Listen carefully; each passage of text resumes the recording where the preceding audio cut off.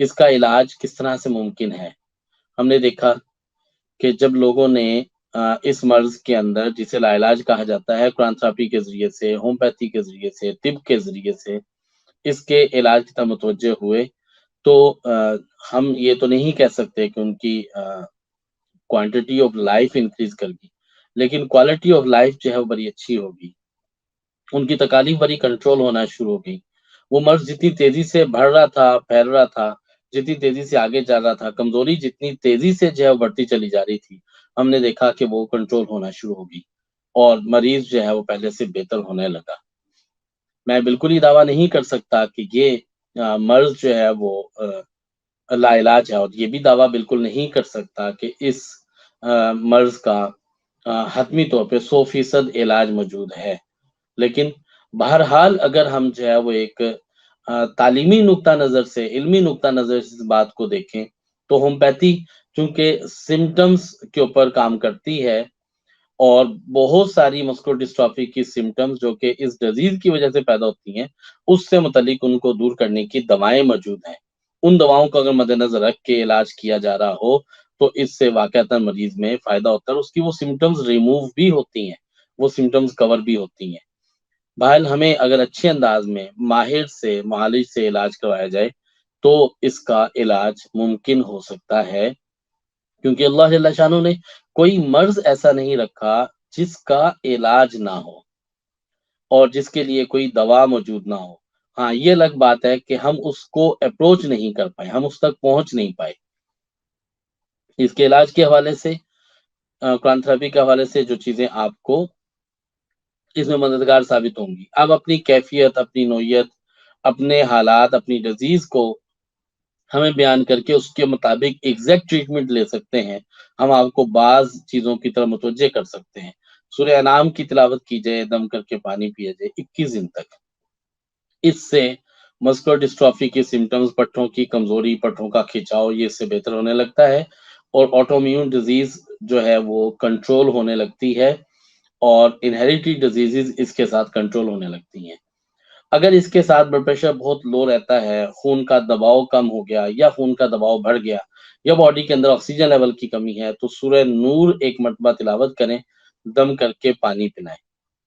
سورہ صافات کی تلاوت کرنے سے نروز جو ہے وہ بہت حد تک بہت اچھی عمدہ ایکٹیویٹ ہوتی ہیں، اور نروز کے اوپر جو سٹریس ہے وہ کنٹرول ہوتا ہے، اور بچوں کا نروس سسٹم اچھا ہونے لگتا ہے، تو اس سے اس کو بہت زیادہ سپورٹ ملتی ہے۔ وہ بچے جن کے پٹھوں میں کھچاؤ کے ساتھ پٹھوں میں درد ہو، ہڈیوں میں درد ہو، ان کو سورہ مومنون ایک مرتبہ تلاوت کر کے دم کر کے پانی پلایا جائے، تو اس سے انشاءاللہ العزیز جو ہے یہ مرض بہتر ہونے لگے گا اور ان کو اس میں ریلیف ملے گا۔ اور اسی طرح سے اس مرض میں رہنے کی وجہ سے، خوراک امبیلنس ہونے کی وجہ سے، خوراک اچھی نہ ہونے کی وجہ سے، اگر خون کی کمی ہے، وائٹامنز کی کمی ہے، منرلز کی کمی ہے، تو سورہ طٰہٰ ایک مرتبہ تلاوت کریں، دم کر کے بچے کو پانی پلائیں، 21 دن تک کنٹینیو کریں۔ www.darsequran.com بعض ہومیوپیتھی دوائیاں میں آپ کو ریکمینڈ کر دیتا ہوں، لیکن ان کو بہتر ہوگا کہ اپنے ماہر معالج ڈاکٹر کے مشورے کے ساتھ ان کو استعمال میں لایا جائے، یا آپ براہ راست ہم سے پوچھ کے ڈسکس کر کے آپ استعمال میں لا سکتے ہیں، اور اس سے انشاءاللہ العزیز آپ کو فائدہ ہو سکتا ہے۔ اس میں ایک دوا ہومیوپیتھی ہے جو کہ ڈی این اے کے نام سے ہے، ایک دوا ہومیوپیتھی ہے آر این اے کے نام سے ہے، کیوپرم میٹالیکم کے نام سے ایک دوا ہے، پلمبم میٹالیکم کے نام سے ایک دوا ہے، اسی طرح سے کالی فاس ہے، کلکیریا فاس ہے، کلکیریا فلور ہے، کاسٹیکم ہے، اور ایک دوا سیمیسی فیوگا ہے۔ یہ ساری دوائیں مختلف پوٹینسیز میں زیر استعمال لائی جا سکتی ہیں۔ ان کو استعمال میں لا کر ہم اپنی مریض کی علامات کو، اس کی تکالیف کو، اس کی شدت کو نہ صرف کنٹرول کر سکتے ہیں بلکہ شفا کی طرف چل بھی سکتے ہیں۔ لہذا اگین اس کے لیے کہ بہتر ہو، اور نبی رحمت علیہ السلام کی ہدایات بھی یہی ہیں کہ ماہر معالج سے علاج کرایا جائے، بہتر ہوگا جو ان بیماریوں کو سمجھتا ہو، ان علامات کو سمجھتا ہو، اس کو تشخیص جو ہے وہ یہ مرض صحیح تشخیص ہو چکا ہو، اس مرض کو سمجھتا ہو، اور اس سے ان کا علاج کروایا جائے، اس کے ذریعے سے اس سے فائدہ حاصل کیا جائے۔ ایک اور چیز جس سے بہت زیادہ ہمیں رزلٹ ملتا ہے وہ ہے مراقبہ. مراقبہ کے ذریعے ہمیں اس مرض کے ٹھیک ہونے میں یا اس مرض کے بہتر ہونے میں بہت زیادہ سپورٹ ملتی ہے، کیونکہ مراقبہ کرنے سے باڈی کے اندر آکسیجن لیول مینٹین ہوتا ہے اور ساری باڈی کو بلڈ کی سپلائی بہت اچھے طریقے سے میسر ہو جاتی ہے. مراقبہ کے ذریعے سے مراقبہ کی کیفیت میں قرآن مجید کو سننے سے ہماری تکالیف بہتر ہوتی ہیں، تکالیف ہماری کنٹرول ہوتی ہیں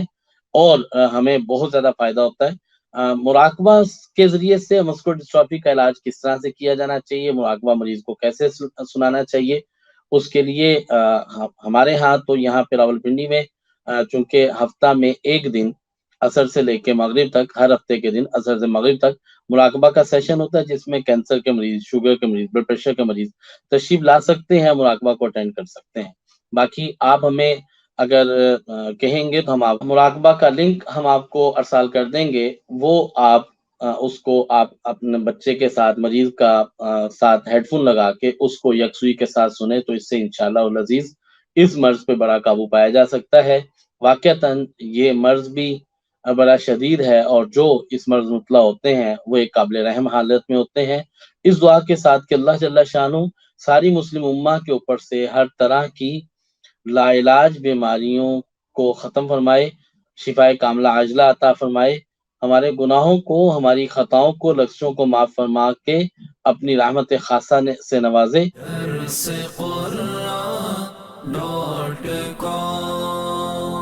www.darsequran.com